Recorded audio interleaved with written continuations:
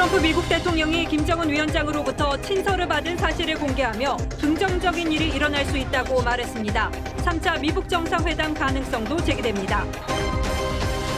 이주열 한국은행 총재가 통화 정책은 경제 상황 변화에 따라 적절하게 대응해 나가야 한다며 금리 인하 가능성을 시사했습니다. 미중 무역 분쟁과 반도체 경기 회복 지연 등 불확실한 대외 여건을 염두에 둔 발언으로 해석됩니다. 경찰이 전 남편을 살해한 고유정이 의붓아들 지식사에도 관련됐는지 조사하고 있습니다. 고유정은 오늘도 머리카락으로 얼굴을 가려 유족들이 분통을 터뜨렸습니다. 헝가리 당국의 침몰 유람선 인양 이후에도 발견되지 않은 실종자 4명을 찾기 위해 수중과 공중에서 수색 활동을 펼치는 등 총력을 기울이고 있습니다. 필리핀에서 출발해 인천으로 향하던 제주항공 여객기가 출발 20분 만에 긴급 회항했습니다. 승객들은 30분 동안 공포의 시간을 보냈습니다.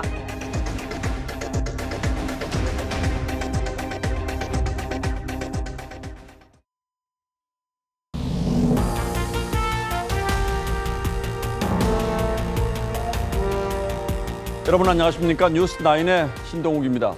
꼭 1년 전 오늘 트럼프 미국 대통령과 김정은 위원장이 싱가포르에서 만났습니다. 세기의 만남으로 전 세계 이목이 집중됐고 북한 비핵화에 대한 기대감도 최고조에 달했습니다. 그러나 1년이 지난 오늘 미북 대화는 물론 남북 협상의 건이 제대로 이어져 있는지조차 불투명한 상황입니다. 그런데 이틀 전 김정은 위원장이 트럼프 대통령에게 친서를 보낸 사실이 공개됐습니다. 트럼프 대통령은 김 위원장으로부터 아름다운 친서를 받았다라고만 했는데 북한이 대화 재개를 희망했을 거란 전망이 많습니다. 북한이 그만큼 다급해졌다는 뜻일 테지만 미국은 여전히 느긋한 분위기여서 이 편지가 당장 정상회담으로 이어질지는 미지수입니다. 박소영 기자가 먼저 보도합니다. 6월 12일 미북 정상회담 1주년을 하루 앞둔 어제 트럼프 미국 대통령이 북한 김정은 국무위원장에게 친서를 받았다고 밝혔습니다. 트럼프 대통령은 아름답고 친절한 편지를 받았다고 했을 뿐 내용과 전달 경로는 밝히지 않았습니다.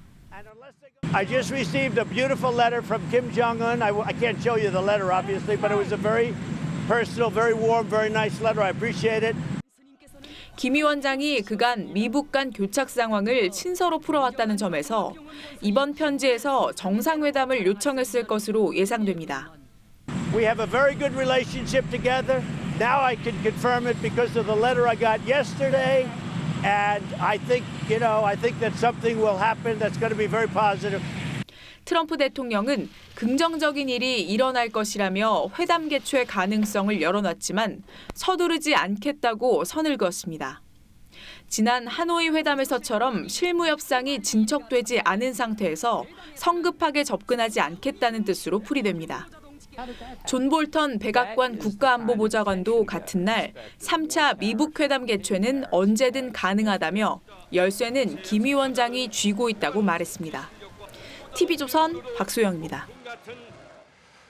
노르웨이를 방문 중인 문재인 대통령도 이 친서 전달 사실을 잘 알고 있으며 이달 말에 예정된 미국 트럼프 대통령의 방한 전에 김정은 위원장을 만나는 게 바람직하다고 말했습니다. 미국과 북한은 열정이 식기 전에 조기에 만나야 한다고도 했습니다. 노르웨이에서 신정훈 기자가 보도합니다.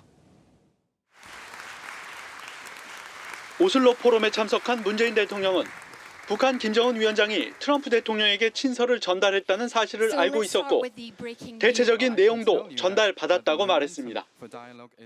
따뜻한 친서들은 서로 이제 교환을 하고 있고 대화의 모멘텀은 계속 유지되고 있다. 다만 대화를 하지 않는 기간이 길어지면 열정이 식을 수 있기 때문에 조속한 만남을 트럼프 대통령과 김 위원장에게 촉구했습니다. 문 대통령은 이달 말로 예정된 트럼프 대통령의 방한 전에 김 위원장과 만나는 게 바람직하다고 했습니다. 만나는 시기를 결정하는 것은 김정은 위원장의 선택이라고 할 수 있겠습니다.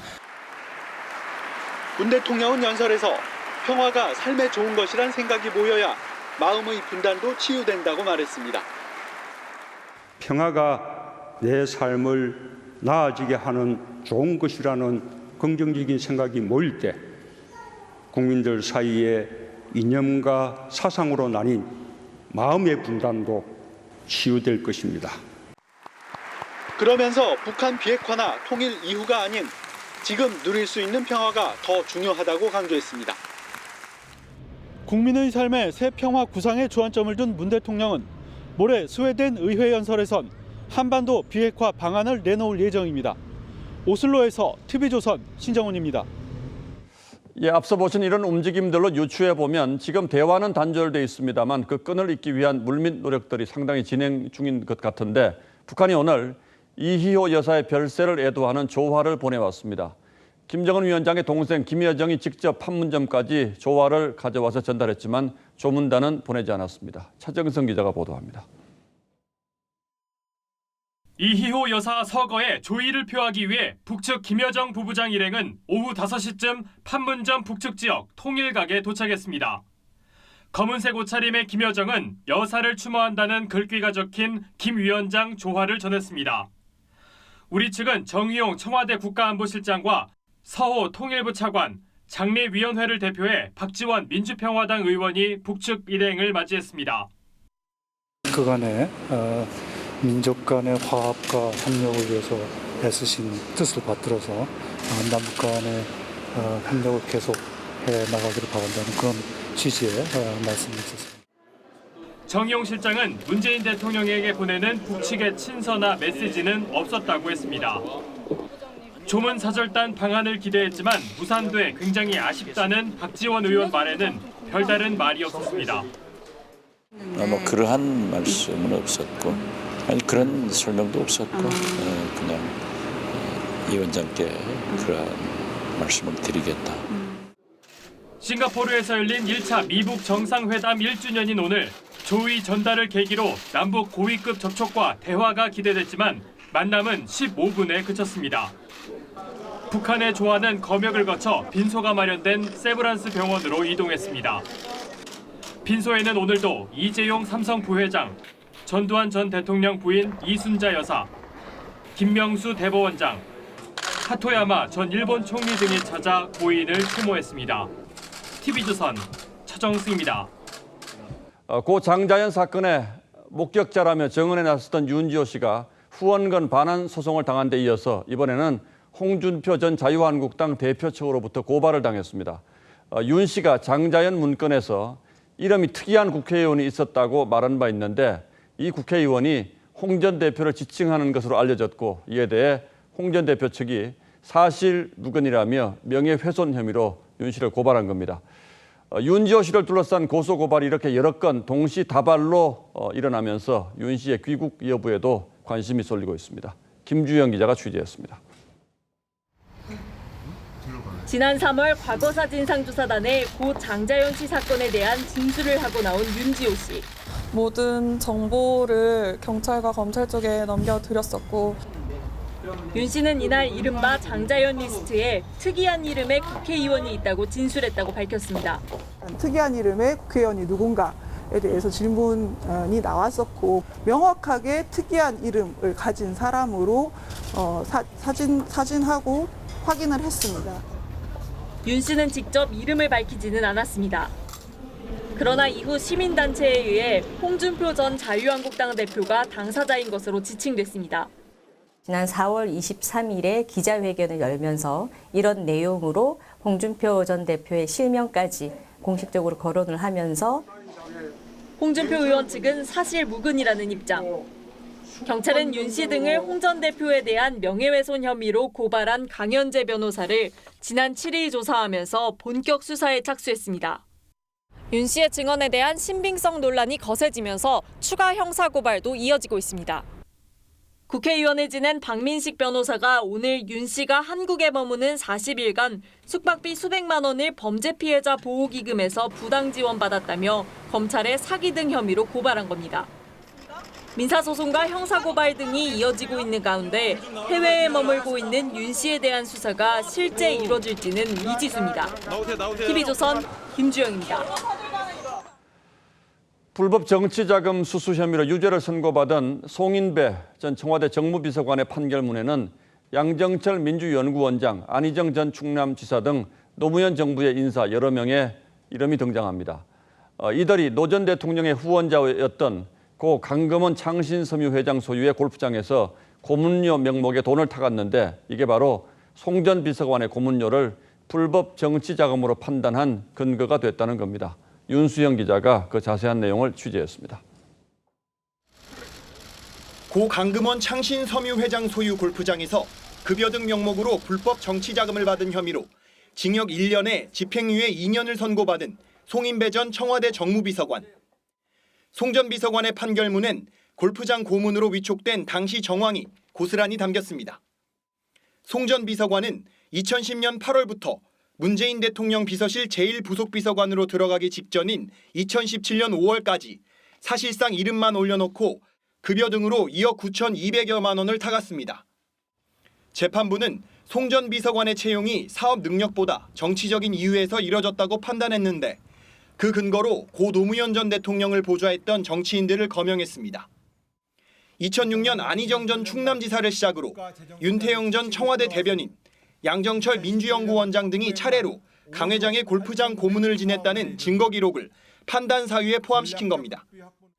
양정철 원장은 2010년 노 전 대통령 사후 골프장 고문이 된 뒤 김병준 전 부총리 등과 함께 노무현 연구소 격인 시그너스 연구소 설립도 추진한 것으로 알려졌습니다. 재판부는 골프장 역대 고문 명단과 함께 모두 노 전 대통령의 비서실에서 근무한 경력이 있는 정치인들로 위촉 당시 현직 공무원이 아니었다는 공통점이 존재한다는 설명까지 덧붙였습니다. 검찰은 압수수색 과정에서 이들이 고문료를 받은 자료를 확보했지만 수사에 나서진 않았습니다. 공소시효 7년이 지났다는 이유에서였습니다. 재판부는 특히 송 전 비서관의 경우 2004년 강 회장으로부터 불법 정치자금 5천만 원을 받아 처벌받은 전력이 있어 두 사람이 고문 위촉 등의 우회적인 방식으로 감추려고 할 만한 충분한 동기가 있었다고 판단했습니다. TV조선 윤성입니다.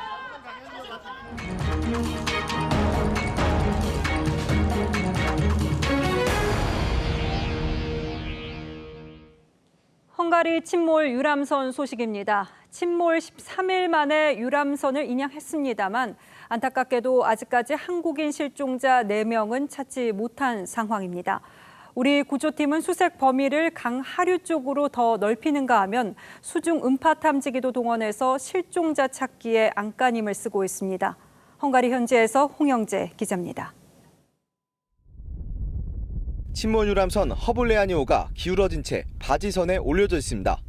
한국 시간으로 어제 오후 8시 30분쯤 인양된 후 정밀 수색을 위해 침몰 지점에서 10km 떨어진 체펠섬으로 옮겨진 겁니다. 선체 내부에서 한국인 실종자 모두를 찾을 수 있을 거란 기대가 컸지만 50대, 30대 여성과 여아 등 희생자 3명만 발견됐습니다. 선내에 진입한 우리 측 구조대원은 50대 여성이 아이를 끌어안는 모습이었다고 전했습니다. 아직 가족 품에 돌아오지 못한 한국인 실종자는 4명. 정부 신속대응팀은 침몰 지역에 유실됐을지 모를 실종자를 찾기 위해 잠수사를 투입할 계획입니다. 특히 시계가 어두운 다뉴브강 바다까지 샅샅이 훑기 위해 수중파 탐지기 소나가 수색 작업에 동원됩니다. 1차 내부 수색이 끝났지만 진흙이 쌓인 허블레아니오 내부를 오늘 우리 측 구조대원이 이곳 시간 오전부터 정밀 수색에 나섰습니다. 정부 신속대응팀은 마지막 실종자를 찾을 때까지 최선을 다하겠다고 약속했습니다. 한편 헝가리 당국은 추돌과 뺑소니, 증거인멸 혐의를 받고 있는 크루즈선 선장에 보석을 허가했습니다. 부다페스트에서 TV조선 홍영재입니다. 고유정을 검찰에 송치한 경찰이 고유정이 의붓아들 질식사에도 관련됐는지 조사하고 있습니다. 고유정은 오늘도 머리를 풀고 고개를 숙여 얼굴 노출을 피했는데 피해자 유족들은 이 모습에 더 분통을 터뜨렸습니다. 주원진 기자입니다. 고유정이 경찰서로 나섭니다. 고개를 숙이고 머리카락을 내려뜨려 얼굴이 완전히 가렸습니다. 얼굴 한 번만 들어주십시오. 피해자 유족이 거칠게 항의해도 끝내 입을 열지 않았습니다. 경찰은 고유정의 의붓아들 사망 사건도 조사하고 있습니다. 고유정의 의붓아들인 4살 A군은 지난 3월 고유정이 살던 충북 청주시의 한 아파트에서 숨진 채 발견됐습니다. 제주에서 할머니와 살던 A군은 고유정과 재혼한 아버지를 만나러 온 지 이틀 만에 숨졌습니다. 특별한 외상이나 약물 흔적도 나오지 않았습니다.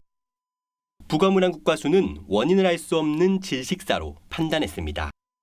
질식사 추정이라고 나왔는데 질식사 추정에는 다양한 원인이 있다고 해가지고 고유정과 재혼한 A군의 아버지는 경찰 조사에서 함께 잠자던 아들이 아침에 숨져 있었다고 진술했습니다.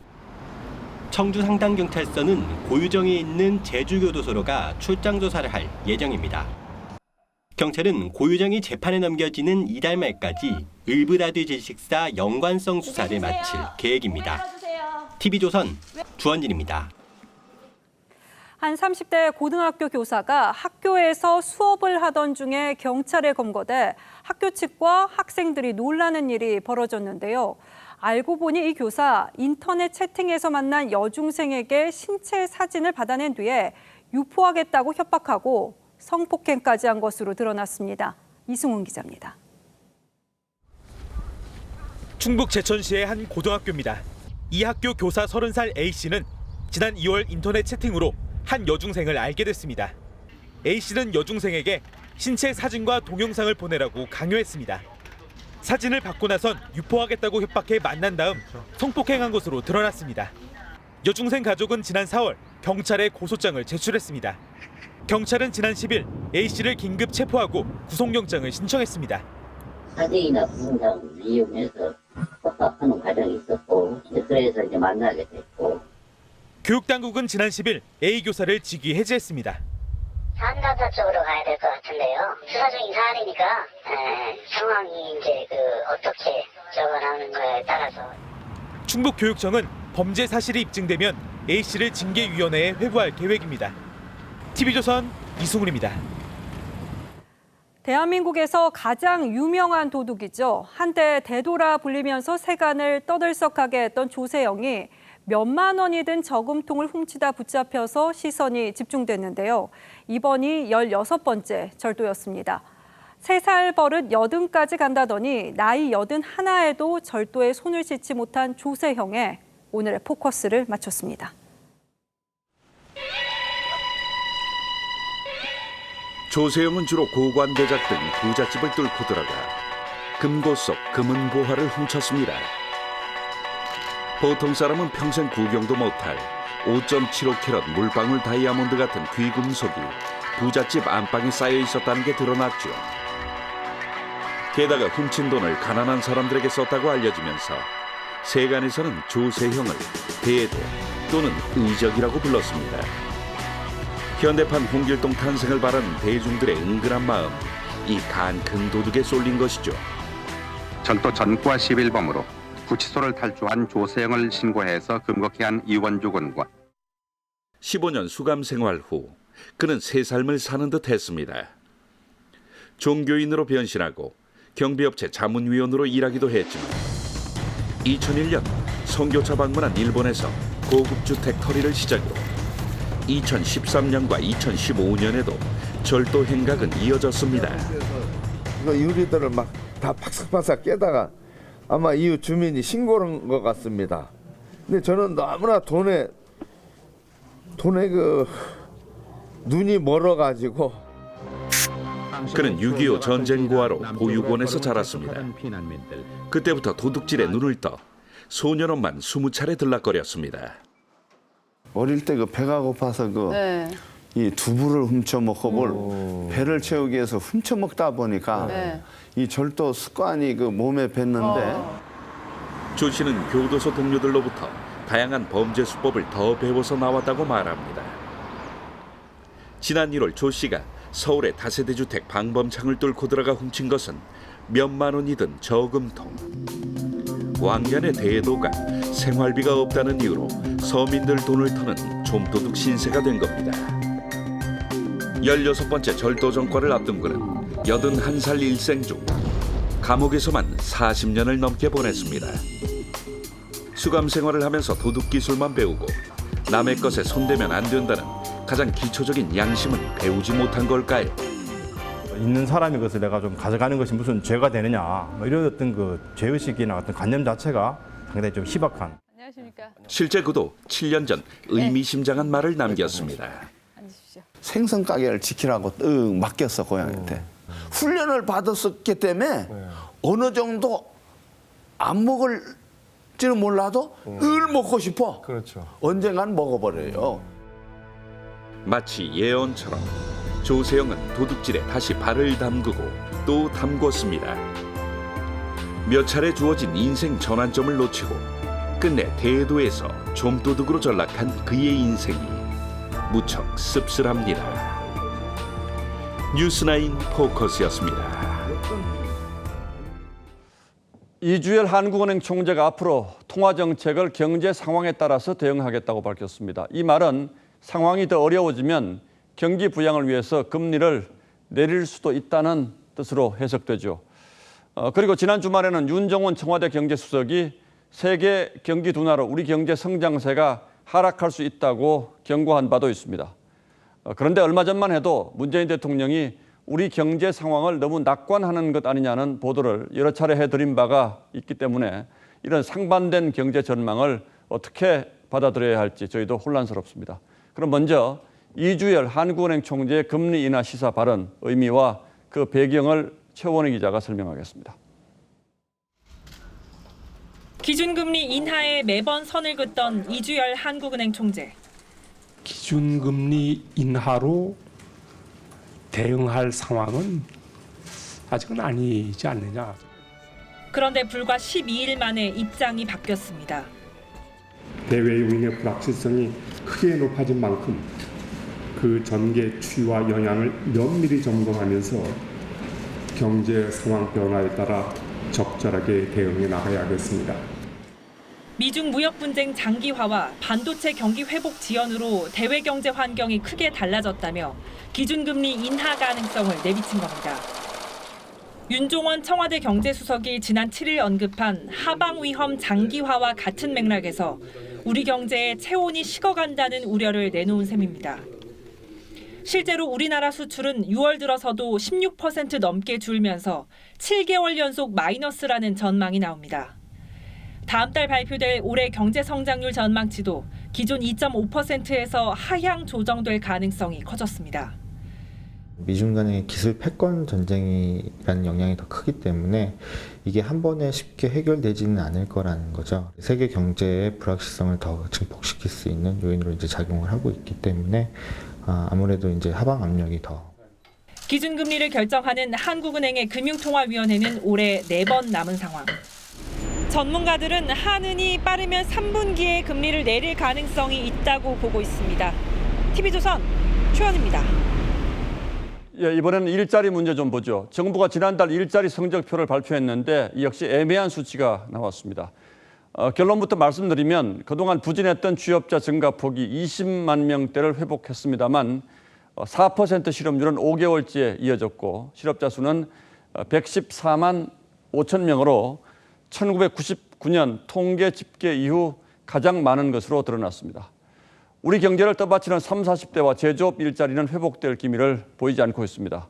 전체 취업자 수는 늘었는데 특정 연령대와 업종 일자리는 줄어드는 이런 상황은 왜 벌어지고 있는 건지 그 이유를 송병철 기자가 보도합니다.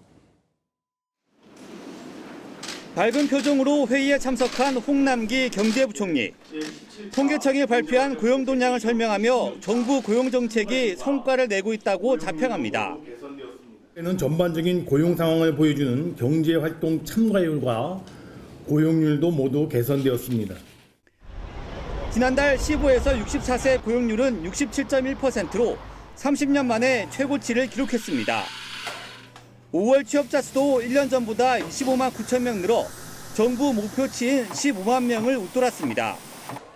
하지만 실업자 현황은 정반대입니다. 지난달 실업자 수는 114만 5천 명으로 5월 기준으로는 통계를 작성한 2000년 이후 역대 최고입니다. 실업률은 지난해와 같은 4%를 기록했지만 5개월 연속 4%대에 머문 건 외환위기 이후 최장기간입니다. 취업자 수 증가는 60대 이상의 어르신 일자리와 17시간 미만 초단기 일자리 등 질 낮은 고용이 이끌었습니다. 대신 30, 40대 취업자는 25만 명 줄었습니다. 특히 30대, 40대가 많이 줄었기 때문에 저는 고용이 굉장히 이번에 질이 나빠졌다고 보는 거고. 전문가들은 일부 고용 지표가 반짝 회복했지만 내용 면에선 고용 부진에서 벗어났다고 보기 어려운 상황이라고 분석했습니다. TV조선 송병철입니다. 태양광 미니발전소 사업에 선정돼 지난해에만 서울시로부터 보조금 수십억 원을 받은 업체 5곳이 불법 하도급을 벌이다가 적발됐습니다. 이 가운데는 대표적인 친여 성향 업체도 있었는데 이 업체는 불법 하도급이 아니라면서 서울시를 상대로 행정소송도 불사하겠다는 입장입니다. 신주명 기자입니다. 서울시가 지난 2014년부터 추진하고 있는 베란다형 태양광 미니 발전소입니다. 지난해까지 서울시 내 아파트 7만 3천여 곳에 설치됐습니다. 서울시는 지난해 51개 업체를 사업자로 선정해 보조금을 지급했습니다. 그런데 이 가운데 5개 업체가 불법 하도급을 하다 적발됐습니다. 직접 시공하겠다고 서약까지 했지만 지키지 않았습니다. 적발된 업체 가운데는 친여 성향 인사로 알려진 허인회 씨가 이사장으로 있는 녹색 드림 협동조합도 포함됐습니다. 이 협동조합이 받아온 지자체와 정부의 보조금은 매년 큰 폭으로 늘었는데 지난해엔 수행 운전기사 채용 공고를 낸 것이 알려지면서 논란이 되기도 했습니다. 불법 하도급으로 만들어진 미니 태양광 발전소 9천여 곳에 들어간 보조금은 약 37억 원에 이릅니다. 서울시는 그러나 보조금을 환수하기는 어려운 것으로 보고 있습니다. 설치한 제품들은요, KS 인증 제품이고 품위 하자가 있거나 그런 거는 아니고요. 안전점검이나 이런 거를 강화를 하려고 하고 있어요. 서울시는 불법 하도급으로 적발된 업체들을 사법당국에 고발할 예정입니다. 녹색 드림 협동조합 관계자는 불법 하도급이 아니라며 행정소송도 불사하겠다고 밝혔습니다. TV조선 신준명입니다. 오늘 새벽 필리핀에서 출발해 인천으로 향하던 제주항공 여객기가 출발 직후 긴급 회항했습니다. 항공사 측은 센서 오작동으로 인한 회항이었을 뿐이라는 입장이지만 승객들은 30분 동안 공포의 시간을 보냈습니다. 이뮤진 기자입니다. 필리핀 클락에서 출발한 제주항공 여객기에서 이상이 감지된 건 오늘 새벽 5시쯤. 이륙 20분 만이었습니다. 갑자기 고도를 낮추라는 비상경고가 들어왔고 급히 고도를 낮춘 여객기는 결국 긴급 회항했습니다. 착륙 후 지상 직원의 안내를 받으실 것입니다. 이 비행기에 타고 있던 승객은 모두 149명. 승객들은 회항 과정에서 귀에 심한 통증을 느꼈고 비상산소호흡기도 작동하지 않았다고 호소했습니다. 울고 아우성 상태를 났죠. 산소 공급 기간 내려와가지고 촬영을 해도 산소가 공급이 안 되니까 속이 미식고 목이 아프고 그래서 이제 그 구토를 하고. 제주항공 측은 점검 결과 단순 센서 오작동으로 산소호흡기 작동엔 문제가 없었다고 설명했습니다. 산소를 호흡기를 사용할 상황은 아니었기 때문에 사용하지 말라고 얘기를 했던 거고 사용자의 미숙으로 작동이 안 된 것처럼 판단할 수 있습니다. 하지만 승객들은 내려서도 제대로 된 안내를 받지 못한 채 7시간 넘게 대기해야 했다며 항공사의 미흡한 대처에 분통을 터뜨렸습니다. 승객들은 마닐라 공항까지 버스로 이동한 뒤 오늘 밤 국내로 향합니다. TV조선 임유진입니다. 2014년 홍콩 도심에서 벌어진 대규모 민주화 시위, 우산혁명 당시의 모습입니다. 우산혁명 이후 5년여 만에 이 모습이 또다시 재현됐습니다. 범죄인 인도 법안 심의를 앞두고 우산을 든 홍콩 시민과 대학생, 고등학생들이 거리로 쏟아져 나온 건데요.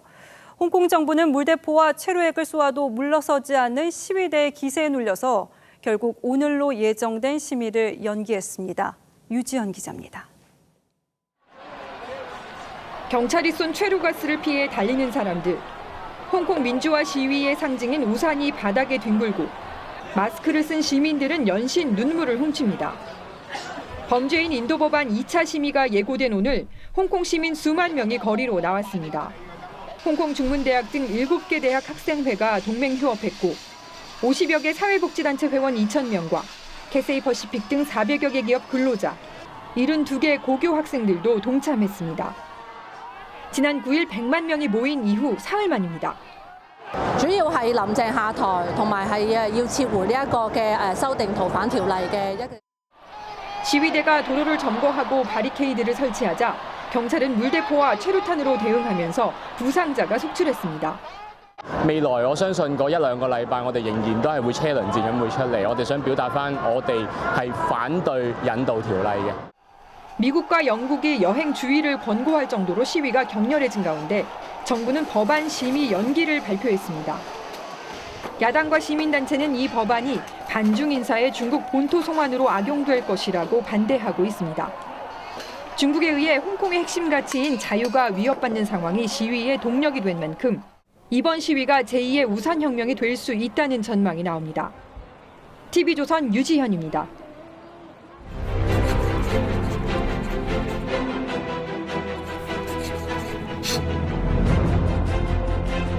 6년 전 북한 김정은 위원장의 고모부 장성택이 회의장에서 끌려나가는 충격적인 순간입니다. 그리고 재판장에 나온 그의 얼굴에는 구타당한 흔적도 뚜렷했죠. 그런데 지난달 이 장성택 처형에 관한 새로운 비화가 나왔다는 워싱턴 포스트의 보도가 있었습니다. 발설자는 다름 아닌 트럼프 대통령이었습니다. 지지 모임에 나가서 김정은이 장성택의 머리를 다른 사람들이 보도록 전시했다며 그 당시 상황을 그림처럼 상세하게 묘사했다고 합니다. 왕조시대 역적의 머리를 저작거리에 내거는 효시가 21세기에 벌어졌다는 얘기입니다. 그럼 평양의 공개 처형장을 위성사진으로 보시겠습니다. 이 가운데 총살 당하는 사람들과 여기 왼쪽 참관석 사이에 흐릿하지만 고사기관총 6문이 보입니다. 장성택 처형 때도 쓴 것으로 전해진 대공중학이죠. 국제인권단체 전환기 정의 워킹그룹이 북한 공개 처형 보고서를 냈습니다. 탈북민 600여 명을 인터뷰해서 처형장 323곳에 지도를 만들고 그 실태를 분석했습니다. 대부분 총살이었고 교수형이 25, 화학물질 사용이 1건이었습니다. 그리고 보고서에 포함되진 않았지만 탈북 영화감독 정성산 씨의 아버지는 돌팔매질로 처형됐다고 합니다. 보고서에는 이 밖에도 충격적인 증언들이 많습니다. 처형되는 사람의 가족을 불러서 처형 장면을 지켜보게 하고 시신은 대부분 돌려주지 않는다고 합니다. 그리고 시신을 누구나 볼 수 있게 서너 시간 전시해 둔다는 증언은 트럼프 대통령의 언급과 닮았습니다. 탈북민의 절반 이상은 강제로 한 번 이상씩 처형장에 동원됐고 심지어 7살 때 처형을 지켜봐야만 했다는 증언도 있었습니다. 그런데 통일부 교육교재에서는 북한의 공개 처형, 정치범 수용소 같은 단어들이 사라졌습니다. 작년까지 국방장관을 지낸 사람은 김정은 위원장이 자유민주 사상에 접근한 상태라고 말하기도 했습니다. 북한의 공개 처형에 대해서 태영호 전 공사가 한 말을 돌이켜보겠습니다. 공포심으로 인간의 저항심을 누르려는 것이지만 이 둘의 싸움에서 결국 북한 주민이 이기리라고 확신한다. 6월 12일 앵커의 시선은 아직 공개 처형이 남아있는 땅이었습니다. 요 며칠 하늘 모습이 참 좋습니다. 때마침 6월 신곡 중에도 날씨 좋은 날이라는 노래가 있는데요. 가사처럼 멀리까지 탁 트인 투명한 하늘에 파란색이라면 이게 파랑이지 않을까 싶습니다. 이 좋은 햇살처럼 빛나는 하루가 되시길 바라고요. 내일도 전국이 맑고 크게 덥지 않은 날씨 좋은 날이 이어지는데요. 다만 큰 일교차 주의하시기 바랍니다. 미세먼지 농도도 대체로 보통 수준 예상됩니다만 중부와 전북 쪽으로는 오전에 농도가 조금 오를 가능성이 있습니다. 요즘처럼 맑은 날에는 복사냉각으로 새벽에 안개가 짙게 낀다는 공식 알고 계시죠? 운전하실 때 조심하셔야겠습니다. 또 한낮에는 자외선이 강합니다. 자외선 지수 내일 곳곳에서 매우 나쁨 단계까지 오르는 만큼 차단에 신경 쓰시고요. 기온은 오늘보다 조금 높습니다. 아침 최저 기온 서울 18도, 대구, 전주 16도로 시작을 하겠고요. 낮 최고 기온은 서울 28도, 광주 29도, 동해안 지역은 25도 내외로 따뜻한 정도가 되겠습니다. 당분간 기온은 비슷합니다. 비 예보는 토요일 오후 영남, 영동 지역에 예상되고 있습니다. 날씨였습니다. 수요일 뉴스9은 여기서 모두 마치겠습니다. 네, 시청해주신 여러분 고맙습니다.